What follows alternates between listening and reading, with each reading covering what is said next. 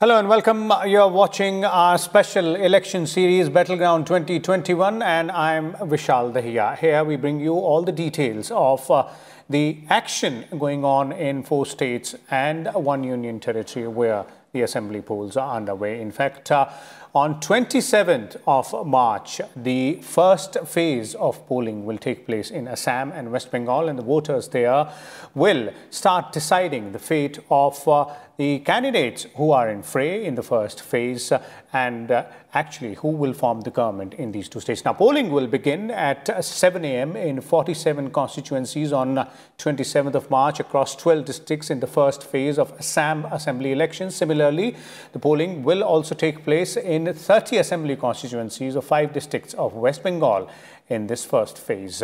Now, we will try and understand the permutations and combinations on the ground there, the ground situation, as well as how the campaign has been, the preparations which are there for the first phase of polling, and how crucial these 47 seats in Assam and 30 seats in West Bengal are for all the political players who are in this electoral fight there. And for more on this, we're joined by a distinguished panel of experts today. Let me first introduce them to you, beginning with Mr. Sandeep Phukan, a senior journalist, is joining us, has quite a keen interest in the electoral politics of Assam specifically, and has been following that. Mr. Jayanta Bhattacharya, another senior journalist, is joining us as well, specifically for the state of West Bengal, knows the goings on there inside out. So welcome both of you, gentlemen, and let's start by understanding the importance and the significance of these assembly seats which are going to polls in the first phase. Let's first start with West Bengal, Jayanta. 30 seats across 5 districts, mostly tribal dominated areas, and these used to be the left front's citadel when they were in power, then became the TMC's citadel when they are in power now for 10 long years. Seems like very crucial for the challenger here to do very well in these particular seats. Absolutely, you are right, Vishal. In fact, the challenger has already started doing very well. In fact, I cannot emphasize more on the importance of these seats that are going to polls just in a few hours, because this forms a major part of the about 110 or 120 seats that falls on the southwest part of the West Bengal map, which borders Jharkhand as well as Odisha. And this is important historically, culturally, politically, every which way. Politically, because if you see in 2016, in 27, out of the rest, 2 went to the Congress, 1 went to the RSP, which is a constituent of the left front. Now come 4 years later. In 2019, in the Lok Sabha elections, there were 5 Lok Sabha constituencies in this part of the state, including the other assembly also. Out of these 5, 4 went to the BJP in 2019. 1, where Shishir Adhikari represented the Trinamool Congress, has recently also shifted to the BJP. Okay. So if you see, today the equation has totally changed. But I am not equating the result of the Lok Sabha with that of the Vidhan Sabha earlier, because there are many aspects which differ. The reasons for the voters are different. So let's not get into that. What we have to see over here, this was the political part of it. Geographically, this part is very difficult terrain over here. 1, because of the forest. This forest extends beyond the borders that goes into Jharkhand, Odisha, Madhya Pradesh, and goes right up to Andhra Pradesh. As you rightly pointed out earlier, it used to be a very strong, quite a strong area for the left. In fact, for the ultra left, the Maoists, they used to rule over here till about a decade or so back. After this, that they started winning. But the Trinamool Congress actually could not enter into this area as they should have. They did that peripherically.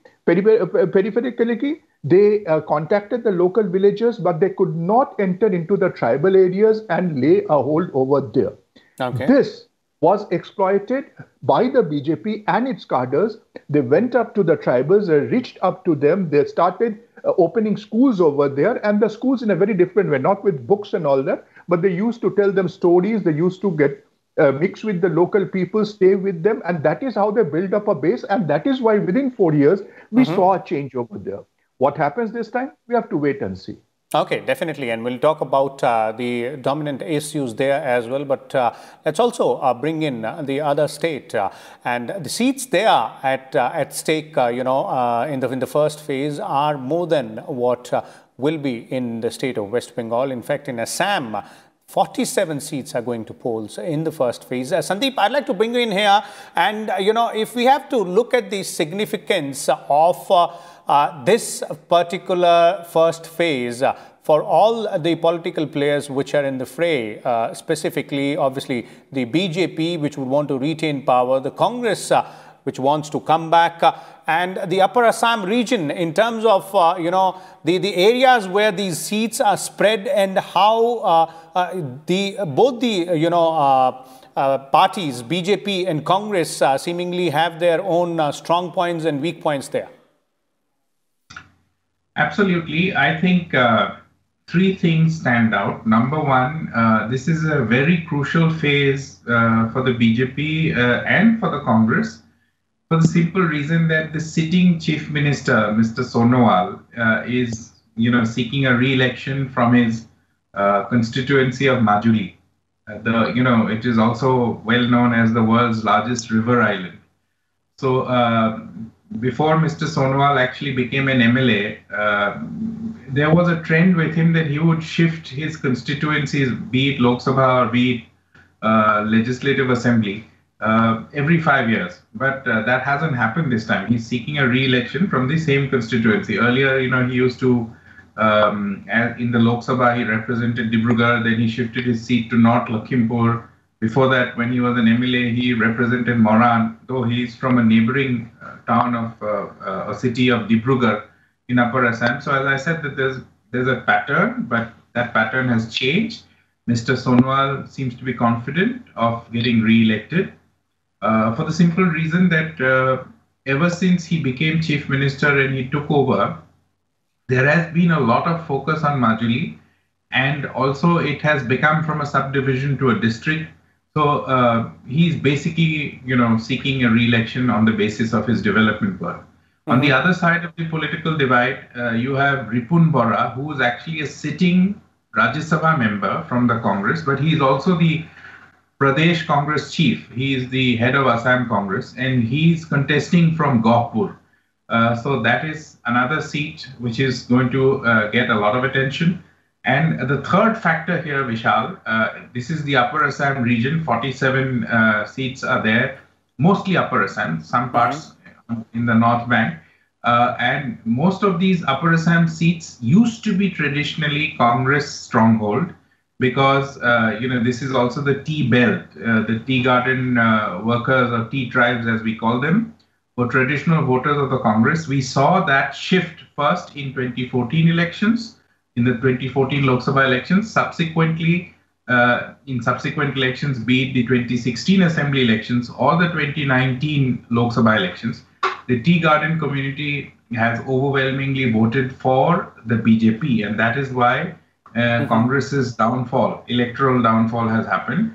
The third, the other element, not the third, but the other element in this fight is the presence of a third force that emerged out of the Anti-Citizenship Amendment Act movement, what is called as the Assam Jatiya Parishad or Assam Jatiya Parishad. Mm-hmm. So this is a group that has emerged out of the anti-CAA protests that we had seen end of December 2019. So that is something that will also play out. So it remains to be seen whose vote they will impact, whether they will cut into Congress vote or whether they will cut into the BJP vote. That we'll have to wait and watch. But it's an interesting fight. The Congress has to do very well, extremely well, because this is a region that they completely lost out in the last elections. If they want to be in the reckoning to form government, Congress is actually leading the Mahajot of 10 odd parties. So this Mahajot has to do very well if they want to come back to power or reclaim Assam. And BJP has to do reasonably well, BJP and the AGP, because this is where their strike rate was the highest. In the lower Assam, it is, in the other phases, in lower Assam and the second and third phases of polls, it is more likely that the Mahajot or the Grand Alliance of Congress will have a greater impact. So if Congress manages to do even reasonably well above their 2016 performance, it'll be a worrying sign for the BJP.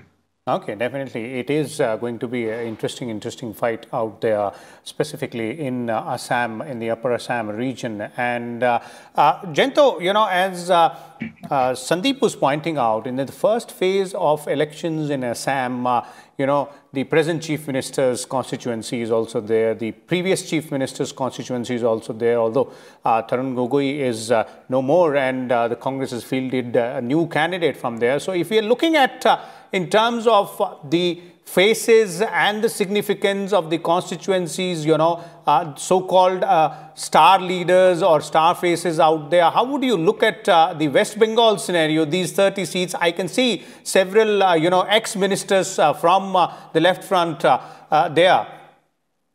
Yes, indeed. As in Assam, as Sandeep just now pointed out, the same situation is in West Bengal. It's being called a three-way fight. In fact, the fight is directly between the ruling Trinamool Congress and the Bharatiya Janata Party, which has evolved in the last 4 years and become the major political, the opponent in West Bengal, and has thrown a challenge after 10 years to the ruling Trinamool Congress. The third over here is again being called the United Front, which is the Congress, which is the left front, as well as the newly formed ISF, the Indian Secular Front, which is just floated by the Pirzada, who's the kind of part of the people who started, the family that started the Furfura Sharif, which is considered very religious and holy for the Muslim community. So these three are the major players in this United Front, which is trying to throw a challenge to the two bigger political parties, if I can put it that way. But in this particular region that we are talking about, in the first phase, as well as the second phase also, the main fight is between the Trinamool Congress and the BJP, more for the BJP.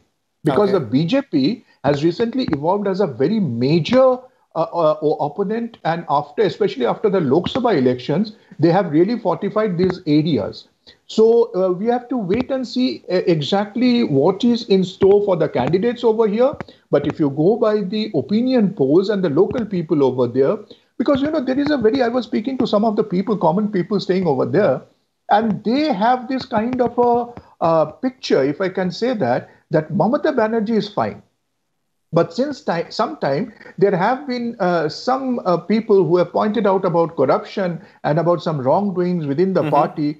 So we really don't know now. Now, if that plays a part over there, and if the tribals really are going with the BJP, then of course, these about 110 or so seats, Mamata Banerjee will have to do a rethink. Okay, definitely. And since you spoke about corruption being one of the issues there, Jayanta, in addition to that, for these 30 seats in the first phase, which are the other dominant issues? Because this is a tribal belt, and you're pointing out earlier, basic facilities, infrastructure, all that obviously remains a big issue in tribal areas always. Yes, indeed. You have pointed out a very valid issue over there, which the people have been raising time and again. The problem over there, it's a bordering area which has hilly regions like in Purulia, Bankura, the forested areas, which itself is known as Jungle Mahal. The British used to call it the forested estate, and that's how the name Jungle Mahal has come into being. Over there is a poverty, number one. Number two, there is a water problem over there. Food is not as much as is in the other part, especially the south and eastern part of the state. So all these things have been very difficult for the local people. Added to that, development was not as well as it was in other parts of the state because of two reasons. One is because of the tribal area, because they did not really, part of the Santhal Pargana is also there. So there was some kind of a difference over there.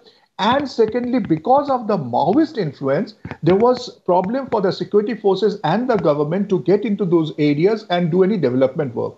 But very frankly, in the last about 7 or 8 years, there has been development work. Once upon a time, when we used to visit those areas, there was no bridge across the rivulets and the rivers, small rivers over there. But today, you can take your car and cross over. There are multi-storied buildings there. There are hospitals, there are nursing homes, and there are business over there. But the thing is, one, too little, too late. Number two, corruption and governance that is going to play a part. Okay. Sandeep, there, if you're looking at the state of Assam, the first phase, 47 seats, which are the issues, which are the, which are actually the flavor of this, election season in the state? Right. So I think I would imagine the biggest issue that would play out in these parts of the state would be the CAA or the anti-CAA sentiments, because Upper Assam clearly, Congress's main poll plank has been anti-CAA. It has among the 5 guarantees that the party has offered. It says that if it comes to power, then they will not implement the CAA, the Citizenship Amendment Act. And there is a strong sentiment among the indigenous people, because the indigenous people feel that if the CAA is going to open the floodgates for more people to come in, and that is why, and these are all regions that have indigenous population, and that is why the Congress very carefully has played this anti-CAA card in this region. Okay. As I said, this is a region that they had lost. This used to be their stronghold, but they had lost. This is also the stronghold of the powerful Ahom community, be it Mr. Gogoi, whose seat is Titabor. That is also going to polls tomorrow, or whether it is Torun Gogoi or Hiteshwar Saikia before him. The powerful Ahom community have, they usually it is said that the chief ministers come from that community. So it's been again a traditional, Congress stronghold, but they seem to have slipped on that too. Okay. And what's the BJP's plank here? The ruling party for 5 long years. Their chief minister is a constituencies is also part of the first phase poll. Yeah, so the BJP's counter to that is that, development in these regions, their plank has been development. The other important segment in Upper Assam is the tea community, the tea tribes, and they are very decisive in at least half of these 20 to 30 seats. In the tea community, the Congress, again, to reclaim that community, they again used to be a traditional voter base. To reclaim that community, they have promised a daily wage, which was, until the other day, it was 167 rupees a day. The BJP government recently hiked it. That is, of course, under challenge in the Guwahati High Court, but it has hiked it to 217 rupees. But Congress has promised it to 365 rupees. So that is one promise. But BJP is saying that, when 365 happens, we don't know, but we are already offering you 217. Many of these communities also get a lot of these, bank accounts, for example, Vishal. It looks small, but the tea garden community did not have bank accounts. So now there is complete penetration in all the tea gardens in Upper Assam. So that is an achievement for the BJP government at the center as well as in the state. So, and they highlight that as an achievement. They say that if we could do it in the past 4 years, 5 years, why could the Congress not do it? Okay. So those kind of things, that the welfare schemes, a lot of these welfare schemes the state government has announced under an umbrella scheme called Arunodaya. And they say that the beneficiaries are from these indigenous communities. So they are there. That is the plank in these parts. Okay, and a quick question on on the voter turnout there as well. What can be expected in both states? Sandeep, I'll start with you only, and let's not forget the fact that these elections are happening during the COVID pandemic. So all COVID safety guidelines will also have to be followed, and that might also be a factor. And we've learned from the assembly elections in Bihar, but in terms of the voter turnout which was there in these 47 seats and the kind of the election campaigning this time around has been, and the COVID factor, what are we expecting here? Well, fortunately for Assam, Vishal, I think Assam is one of those states where COVID is really under control and very manageable. I spent almost a month and a half in December and January, and one didn't even get to see that kind of concern, and almost everything seemed normal. But of course, things are different because in the last 10 days or 2 weeks, we're seeing a sort of a surge in the figures, and the second wave is knocking at our door. So that is why the protocols have been increased. One will have to perhaps wait and see what kind of turnout one has, but I would imagine that that shouldn't be a big factor. I mean, because if you have staggered timings as it happens in these parts, I don't see a problem in terms of turnout. Okay, fair enough. And if you're looking at the state of West Bengal, there, the first phase, 30 seats which are going to polls, Jayanta, how do you, assess the people's enthusiasm for coming out and, exercising their franchise, given all these factors, including the COVID situation, though the administration, and the other day we were talking to the chief electoral officers as well. They've done quite a wonderful job there, and quite a lot of preparations on the ground to ensure that the voters don't face any problem. That's a very pertinent issue that you have addressed for both the states. But the Election Commission had already had an experience with Bihar, which they conducted very well. But this kind of situation, it leads to an increase in the number of booths. So there, the management, of course, the entire gamut of this thing, it increases.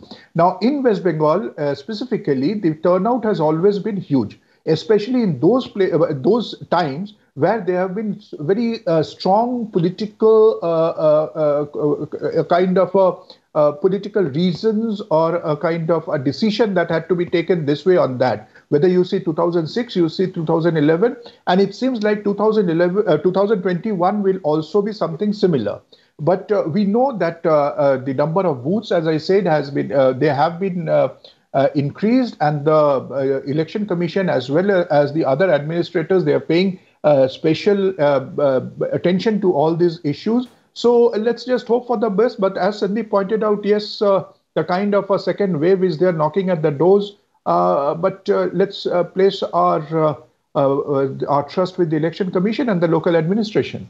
Definitely, and it is indeed there. They've done a wonderful job on the ground, and as you're pointing out, Jayanta, they've learnt from the Bihar example, and all those learnings, all that experience has been put into a practical work out here in not only these two states but other states as well. But these two states are right now under the limelight. The first phase of polling, which will take place on 27th of March, there for 47 seats in Assam and 30 seats in West Bengal. Thank you so much, Sandeep, Phukan and Jayanta Bhattacharya, for your views and insights on what to expect tomorrow in the first phase. We'll keep watch on all the developments there, and in the evening we'll bring you the summary, the highlights of how the first phase of polling has been in these two states, and we'll continue our journey vis-a-vis the assembly polls, not only Assam and West Bengal but also Kerala, Tamil Nadu and Puducherry. Keep watching Sunset Television. Thank you.